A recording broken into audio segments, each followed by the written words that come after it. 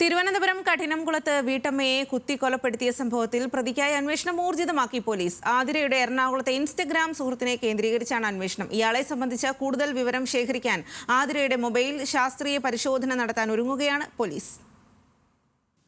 ജനുവരി 21 രാവിലെയാണ് 30 വയസ്സുകാരി ആതിരയെ വീടിനുള്ളിൽ കഴുത്തിൽ കുത്തേറ്റ് മരിച്ച നിലയിൽ കണ്ടെത്തിയത്. പോലീസ് ഇൻക്വസ്റ്റിൽ ശരീരത്തിൽ വേറെയും മുറിപ്പാടുകൾ കണ്ടെത്തി. കഴുത്ത് പകുതിയോളം അറ്റുപോയ നിലയിലായിരുന്നു. കൃത്യത്തിന് ഉപയോഗിച്ച കത്തി പുതുതായി വാങ്ങിയതാണെന്നാണ് പോലീസ് നിഗമനം. ഇതിന്റെ അടിസ്ഥാനത്തിൽ പ്രദേശത്തെ വ്യാപാര സ്ഥാപനങ്ങൾ കേന്ദ്രീകരിച്ചും പോലീസ് അന്വേഷണം നടത്തുന്നുണ്ട്.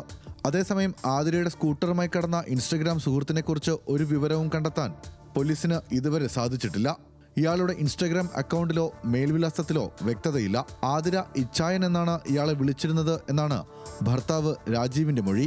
ആതിരയുടെ മൊബൈൽ ഫോൺ അടക്കം വിശദമായി പരിശോധിച്ചാലേ സുഹൃത്തിനെക്കുറിച്ചുള്ള കൂടുതൽ വിവരങ്ങൾ ലഭ്യമാകൂ. മൊബൈൽ ഫോൺ ശാസ്ത്രീയ പരിശോധനയ്ക്ക് അയക്കാനാണ് പോലീസ് നീക്കം.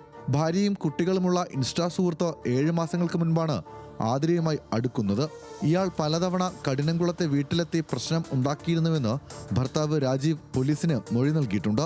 കൊലപാതകത്തിൽ ആദ്യം ആതിരയുടെ ഭർത്താവ് രാജീവിനെയാണ് പോലീസ് സംശയിച്ചിരുന്നതെങ്കിലും ഇയാളുടെ മൊഴി അവിശ്വസിക്കേണ്ട കാര്യമില്ല എന്നാണ് പോലീസ് വിലയിരുത്തൽ. മൃതദേഹം പോസ്റ്റ്മോർട്ടം നടപടികൾക്ക് ശേഷം ഇന്ന് സംസ്കരിക്കും. ന്യൂസ് മലയാളം, തിരുവനന്തപുരം.